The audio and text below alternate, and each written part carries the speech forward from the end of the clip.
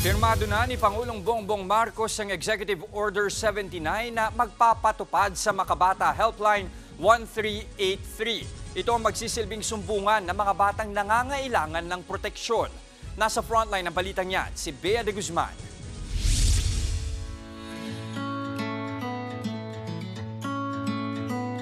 Sabi nga sa kanta, ang bawat bata sa ating mundo ay may pangalan, may karapatan. Sa'yo ang mundo kapag bata ka pa. Sa nagdaang buwan ng mga bata, pinuntahan natin ang isa sa mga kilalang child-friendly city sa bansa, ang Valenzuela. Ang mga chikiting, abay all out sa costume para sa kanilang parada ng mga pangarap event. May nag-ala doktor, flight attendant, teacher at police. Ang 4 years old na si Ethan, special request daw ang makasama sina mommy at daddy. Pinag-off niya talaga si tatay niya. Gusto niya kasi lagi kaming kompleto at sama-sama. Ayon sa Valenzuela LGU, sentro ang pamilya at kabataan sa mga polisiya at aktibidad na kanilang ipinapatupad. 2017 nang simulan nilang buuin ang Child Protection Center para magsilbing one-stop shop sa mga kabataang napapabayaan at nakararanas ng pang-aabuso. Dati kasi ang mga steps natin, pupunta sa barangay, i-interview, pupunta sa police, pagdating sa korte, pupunta ulit. A total of 7 times ang pag-interview sa mga bata, and this is a traumatic experience. Dito, agad nang naaabot ng mga bata ang serbisyo ng mga doktor, pulis, tagapayo at social workers. Dito naman sa Manila, si Luigi, hindi niya tunay na pangalan, naabutan kong palakad-lakad na nakayapak sa lansangan. Bitbit ang sako, matyaga siyang naghahanap ng mga basurang pwedeng ikalakal. Magkano yung kinikita mo?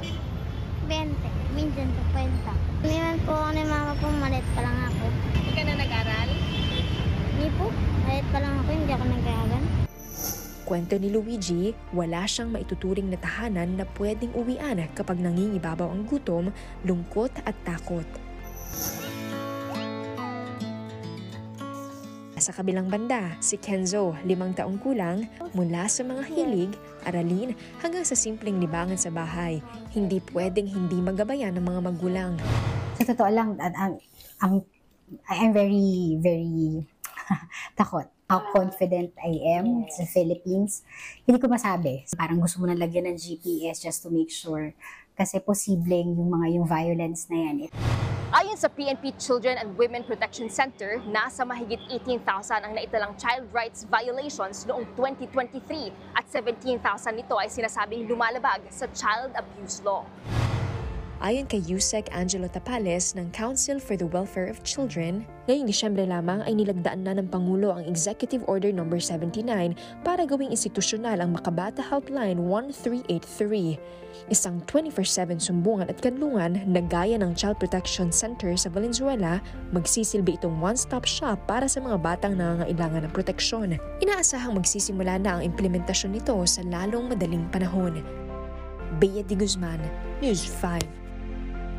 Mga kapatid, Jess De Los Santos po. Iba na ang may alam at may pakialam sa panahon ngayon. Para sa tuloy-tuloy na balitaan sa Frontline kahit weekend, mag-follow at mag-subscribe sa social media pages ng News 5.